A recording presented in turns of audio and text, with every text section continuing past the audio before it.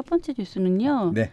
이런 기사 빠숑님이 좋아하시는 것 같아요. 소장님이 뭔가 시작된다라는 거. 네. 신분당선 광교 호매실 예타 통과. 네. 2023년 착공. 어저께도 이제 그 황희 국회의원님이 좀 그 보자고 하셔가지고요. 민주당 국회의원이시죠? 예예, 좀 그 양천구 쪽이시죠.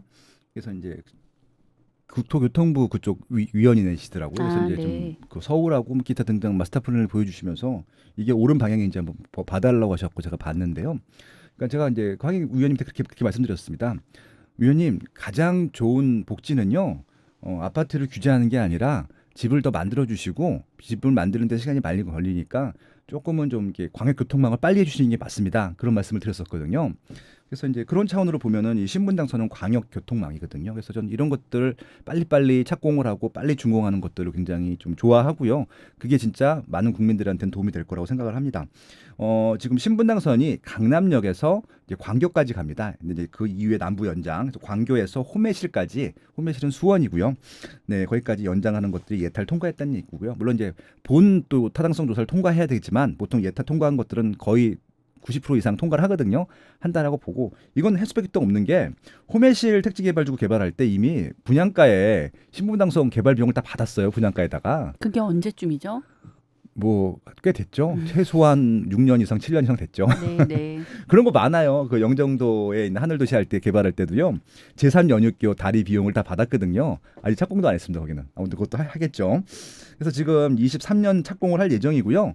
28년도에 준공 예정입니다. 이제 5년 정도 걸리더라고요. 전 생각보다 좀 길게 걸려서 조금은 좀 가속을 해주셨으면 좋겠다. 그런 생각을 해보고 있고요. 이거 자꾸 독려해주시고 응원해주셔야 되는 게 맞고요. 지금 GTX-A도 착공을 했는데 2023년 처음에 준공 예정이었다고 하다가 최근에는 또 2025년으로 슬쩍 밀리는 것 같기는 생각이 들더라고요. 그래서 저는요, 이 국토교통부에서 국토를 효율적으로 개발하고 교통망을 좋게 해주시는 게 본 목적이시잖아요. 임무고. 그래서 이런 뭐 국토를 효율적으로 개발하는 현황들, 광역교통망 현황들을 실시간으로 이렇게 좀 준공 어디까지 왔는지 보여줄 수 있는 사이트가 있으면 좋겠습니다. 그런 것들을 좀 제안 드리고 싶고요. 좀 이 방송을 들은 많은 분들도요, 이렇게 청원이나 민원을 넣어주시면 좋을 것 같습니다. 그래서 아무튼 이런 광역교통망의 건설은 제가 정말 좋아하는 일이고 국가적으로도 바람직한 일이다. 그런 말씀드려보고 싶습니다. 그리고 아울러서 이거 지금 남부 연장인데요. 북부 연장은 이제 지금 용산역까지는 확정이 되어 있는데 용산역부터 고양시, 덕양구, 삼성지구까지도 또 검토가 되고 있거든요. 원래 작년 12월 달에 예타를 검토했어야 되는데 지금 밀렸고요. 올 상반기에 해주신다고 하니까 그것도 좀 빨리 추진해 주시면 좋겠습니다. 네. 네, 알겠습니다. 아까 언급되셨던 황희 의원님 기사인데요. 그래요? 네, 매일경제 기사고요. 네. 친문 의원인 소신 발언. 네. 네, 서울에 80층 아파트 지어야 이대로 집값 못 잡아라는 제목이에요. 네네. 근데 의원님 내용을 보니까 서울에도 이제 80층짜리 아파트가 들어서야 합니다.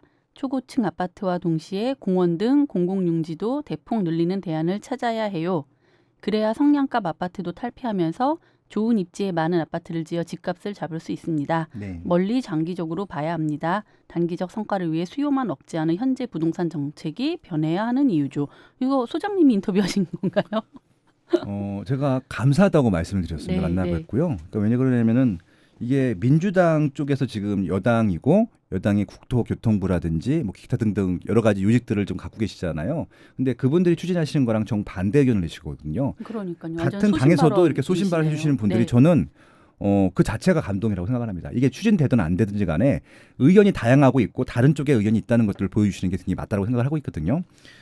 지금 정치라고 하는 게 그렇습니다. 뭐냐면은 100% 지지율로 당선되는 정치적인 그런 집단은 없어요. 그러니까 이제 다수결의 원칙에 의해서 결정이 되는데 분명히 반대 세력이 있습니다. 근데 이제 좋은 이제 정권을 차지한 다음에는 그 반대 세력까지 아우를 수 있는 그런 정책들을 하는 이런 여당 쪽이 좋은 여당이라고 생각을 합니다. 정치적 집단을 생각하는데 그게 좀 힘들어요. 항상 극단적으로 가야 되기 때문에. 그래서 이게 지금 사건의 본질과 무관하게 정당의 이익에 우선되는 것들을 먼저 하는 경우가 굉장히 많습니다. 그런 것들이 저도 지금 국토교통부에서 하는 일 중에 하나라고 생각을 하는데 지금 6대 4예요. 6대 4라는 비율이 뭐냐면요. 자가가 6이고요. 임차가 40%인데 지금 정책들이 나오는 것들을 꼼꼼히 보면요. 40%에 대한 임차를 위하는 정책인 것처럼 하는 것들만 나와요. 그다음에 60%를 규제하는 것처럼만 나오고 있거든요. 이런 것들은 분명히 정책인 선택을 한 거고 판단을 한 거라고 생각합니다. 그게 잘못됐다는 얘기가 아니라 원사이드 하면 안 된다는 것들이죠. 그러니까 임차를 위한 정책들이 많이 나오는 것들 저는 찬성합니다. 그리고 반대로 60%에 대한 자가 그 거주민들을 위한 정책들이 나오는 것도 찬성을 합니다. 양쪽이 다 보완이 되어야지 한쪽만 원사이드 가는 것들은 안 좋다고 생각하고 있고요. 그런 측면에서 그 민주당에 있는 기존 노선들과 조금 다른 의견들을 내주신 황희 의원님의 의견들이 굉장히 저는 공감을 했었고요. 이게 80층을 짓자고 하는 것들이 부동산 적폐를들을 위한 것들이 아니에요. 이분 제가 직접 가서 얘기를 들었었는데 만약에 이것 때문에 초과 이익이 발생하게 되면은 그건 철저하게 환수하면 된다라고 하시더라고요. 그건 저도 100% 동의를 했고요. 그래서 이제 80층을 져야 되는 게 이유가 35층으로 쫙 깔아버리면은 공원이 못 생겨요. 그러니까 위로 올려야 되는 거잖아요. 그러니까 35층으로 넓게 피는 것들보다는 곳곳이 많이 올린 다음에 공간을 많이 만들어서 그것들을 그 지역 주민들을 위한 서울 시민들을 위한 공간들로 많이 만들자는 취지였었거든요. 그래서 요 3분 동영상이 있는데 이분이 그 자기 그 블로그에다가 오픈하셨더라고요. 그래서 저도 그것도 좀 아마 이 뉴스 소개할 때 같이 오픈을 해드리려고 하고 있고요. 굉장히 멋있습니다. 그러니까 이런 소신 발언들이 좀 필요하다는 얘기고요. 이게 특정 건설사나 특정 조합원들을 위한 게 아니라 이런 서울에 있는 여러 가지 부동산들을 서울 시민들이 공유하자는 차원으로 말씀하신 것들이기 때문에 이런 것들은 충분히 귀 기울여 들을 만하다. 예, 그런 말씀을 좀 드려보고 싶습니다. 네. 네.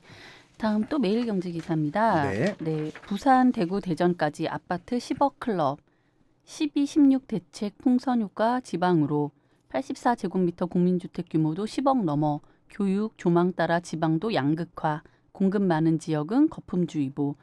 이 소장님이 여러 번 언급을 하셨었죠. 네네. 네. 기사가 나왔네요. 네. 네. 지금 부산, 대구, 대전은 여기 광주까지 포함하게 되면은 이제 지방의 주요 거점 도시들, 광역시도시일 텐데요. 제가 이제 그 중소도시까지는 거의 이제 이런 세미나나 특강하지 못하는데 좀 부산, 대구는 많이 하고 대전도 가끔 가고요. 이제 광주도 가끔 갑니다. 이제 이번 주도 광주 갔다 왔는데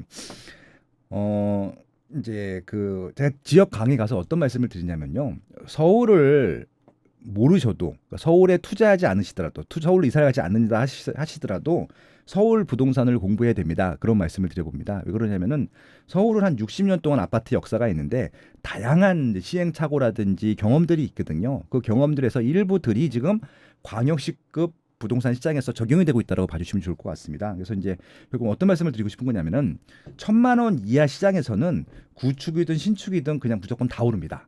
근데 이제 1,000만 원 이상 된 시장에서는요, 아파트가 일단 많아졌고요.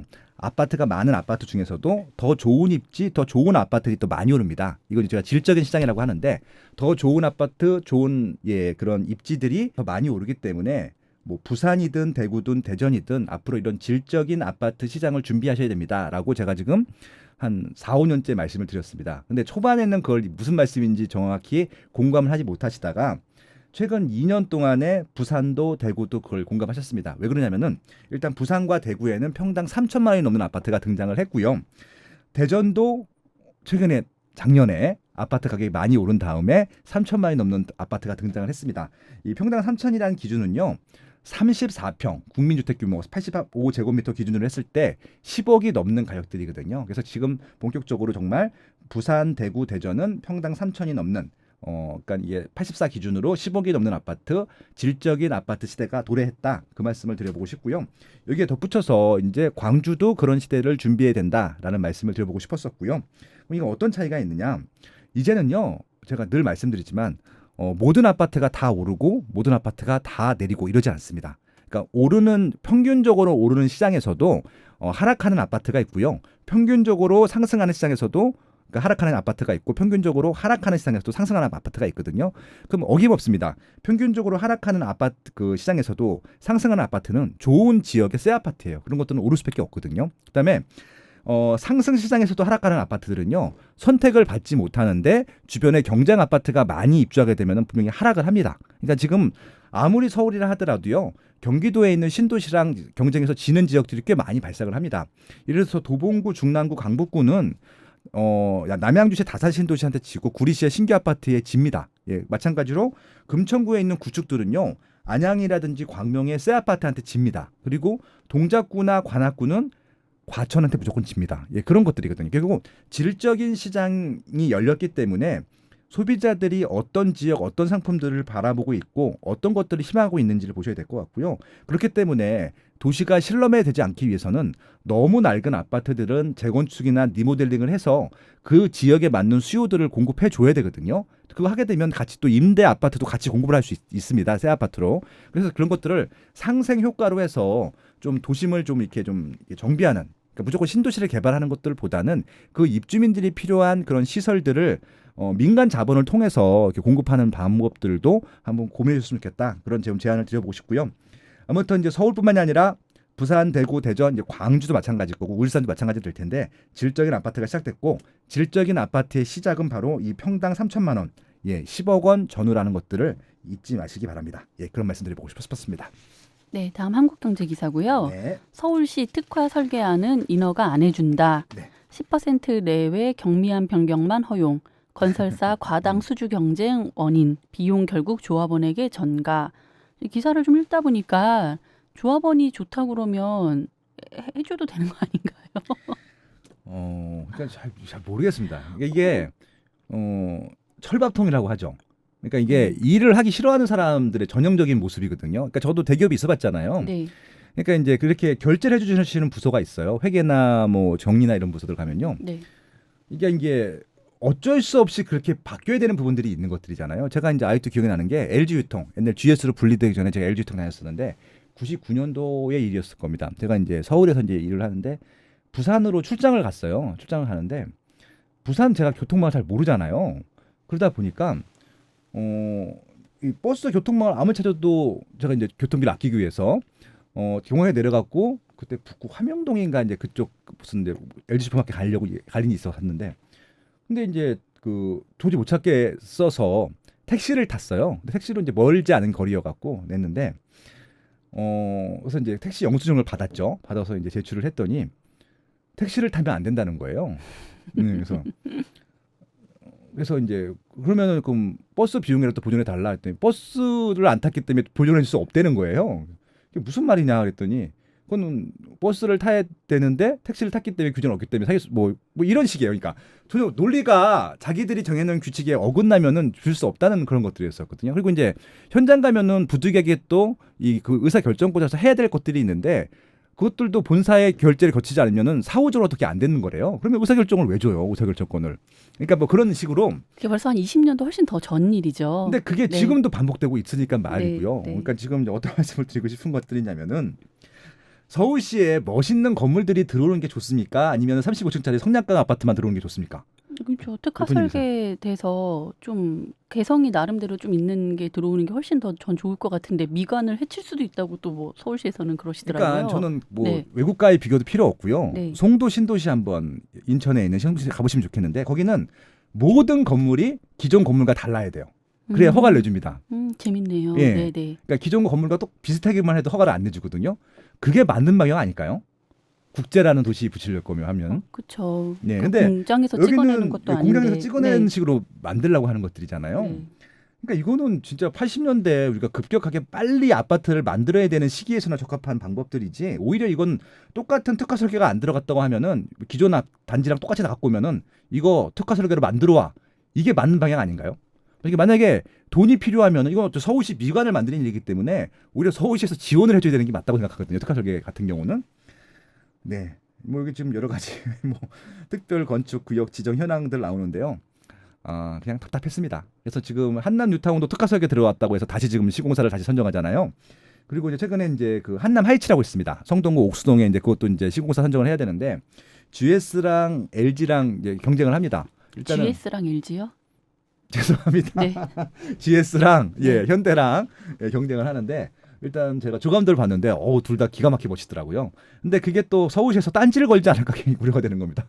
누가 봐도 특화 설계인 것 같은데 그냥 도와주세요. 서울시 관계자 여러분. 어떤 이유인지는 모르겠지만 이게 재건축 재개발을 지금 뭐 본인은 아니시겠지만은 늦추는 것처럼 보여요. 그렇기 때문에 지금 서울에 지금 공급이 부족하다고 늘 말씀을 드리는데 절대 집수가 아니라 서울에 필요한 거는 새 아파트잖아요. 그런 것들을 좀 빨리빨리 원활하게 좀 공급해 주시는 게 맞을 것 같고요.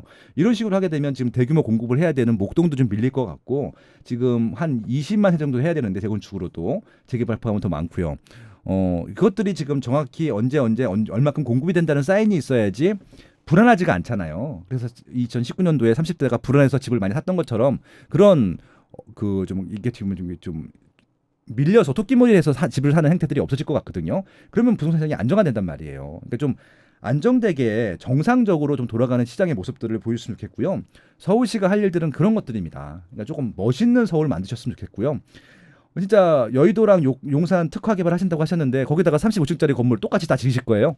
너무 웃기잖아 이거는. 그러니까 좀 들쑥날쑥. 그러니까 아마 그 박원순 시장님도 홍콩 가셔서 감동을 받으신 것 같아요. 스카이라인 멋있잖아요. 저희도 이제 그 애들 들고 봤었는데 그냥 사진 찍으면 다 포토존이거든요. 그렇게 만드시고 싶은 거잖아요. 그러면은 35층으로 똑같이 만드는 게 아니라 특화 설계로 된 것들이 굉장히 많이 나와야 되는 것들이잖아요.